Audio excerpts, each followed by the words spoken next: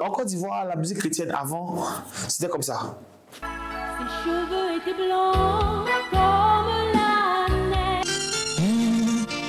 Ma vie, je m'y ai donné à Jésus. C'était une musique solennelle qui ne faisait pas trop danser, ni qui n'était pas aussi trop triste. Mais en 2003, en pleine crise politico-militaire, les Ivoiriens vont découvrir 4 jeunes femmes chanteuses et 4 musiciens qui vont venir casser tous les codes du gospel ivoirien. Aujourd'hui, je vous raconte l'histoire de celles qui ont lancé les prémices de ce que font aujourd'hui KS Bloom, Moridja, Amino et j'en passe. Ce soir, c'est l'histoire de la harpe de David. Bonsoir, générique.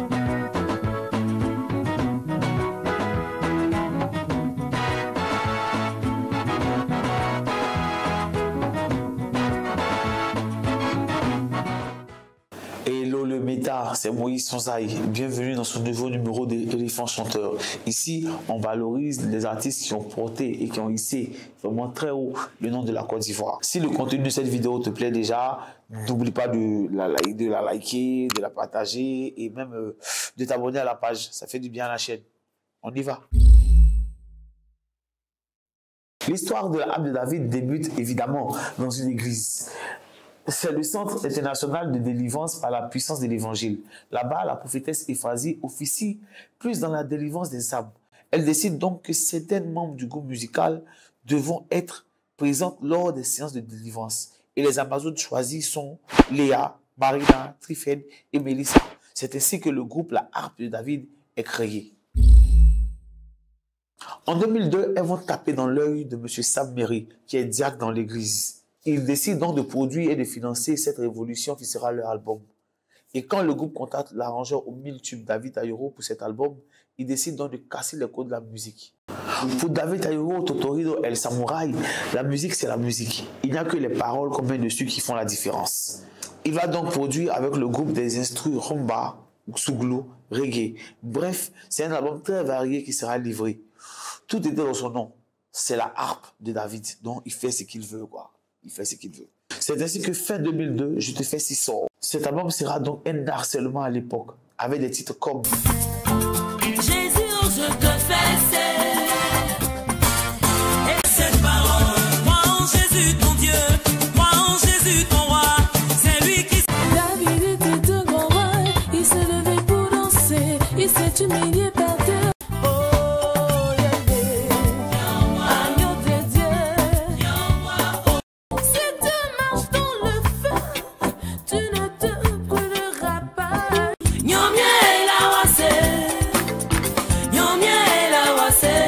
tout le monde connaissait les paroles des chansons de cet album-là. Les chrétiens, les musulmans, les animistes, tout le monde connaissait les morceaux de la harpe de David. Vraiment. Les filles sont invitées partout, dans les églises, les veillées, les mariages chrétiens comme les mariages musulmans, et le plus fort, dans les kermesses et dans les boîtes de nuit. Elles feront aussi des scènes dans plusieurs pays africains comme européens. La consécration est totale quand le groupe fait le plein de la salle à Numambo, fraîchement inauguré en juin 2003, devenant donc le second artiste après Mewé et donc le premier groupe à prester dans cette grande salle aujourd'hui qui est comme le sésame de tous les artistes de Côte d'Ivoire. Parce que quand tu ne prestes pas à Numambo, tu n'as rien fait. Vous savez, là où il y a les enfants de Dieu, il y a toujours le diable qui vient remuer sa queue. Et la harpe de David va être victime de beaucoup de mauvais vents et de beaucoup de bad buzz. Le premier mauvais vent, c'est le départ de Trifène en carrière solo. Officiellement, elle va dire sur les journaux, à la télé, dans les interviews, que le groupe est un peu mal organisé et mal géré, donc elle décide de partir. En réalité, elle avait reçu une proposition de production de quelqu'un d'autre. Donc elle va et elle entame sa carrière solo, et puis elle nous sort le titre.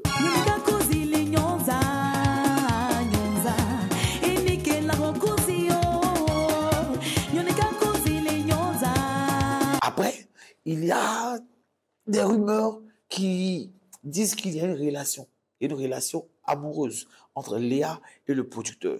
Dans un premier temps, ils vont nier et après Léa, elle va avouer à ses sœurs, leur demandant de lui pardonner et qu'elle va plus recommencer.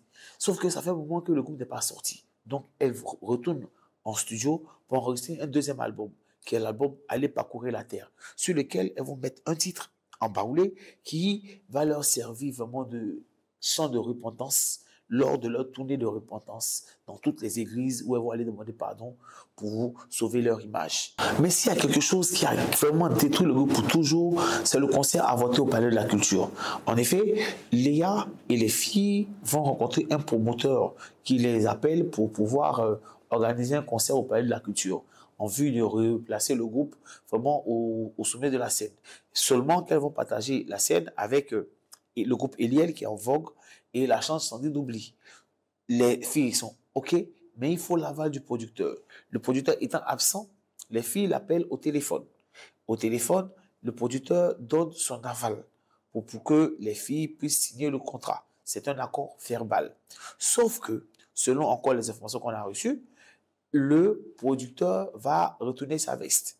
Il va dire qu'il n'a jamais donné l'accord à Léa et que le concert dont la promotion avait déjà commencé ne l'engageait pas. Il va donc traduire tout le groupe en justice. Tout ça dans la période de promotion du concert. Ça va conduire à l'annulation d'un concert où le public avait déjà acheté les tickets, où les gens s'étaient déjà mobilisés vraiment pour venir. Et donc le promoteur va perdre de l'argent, le groupe va perdre la notoriété et le groupe ne pourra pas vraiment se survivre à ce scandale, à ce énième scandale. Voilà comment le groupe s'est disloqué. Pour Bonhomme Ivoirien, c'est un grand regret de notre musique. Tellement le potentiel était là et le talent était là. Le public aussi a suivi. L'âme de David apparaît aujourd'hui comme une symphonie inachevée de notre culture. Selon certaines indiscrétions, le chorale de l'artiste gospel en 2004 était censé leur revenir, mais elles l'ont perdu sur quelques petits détails près. L'âme de David, c'était un évangile nouveau, chanté par des visages nouveaux qui étaient inconnus du public ivoirien et du ministère même en Côte d'Ivoire. Même si après elle, il y a eu les groupes Kenania, Canaan, Eliel et même Eden qui ont suivi la même veine, c'est plutôt que celles qui ont lancé les prémices de ce genre-là, c'est le rap. Aujourd'hui, chacune d'elles continue de vivre sa vie. Marina est mariée au Maroc. Tiffany, on ne sait pas trop. Mélissa, elle est toujours dans la musique. Elle essaie tant bien que mal de revenir sur la scène. Léa, elle est toujours dans le ministère. Et nous, les fans, on écoute leurs chansons avec vraiment ce sentiment de goût inachevé. C'était l'histoire de Abdel David. Je ne mourrai pas, je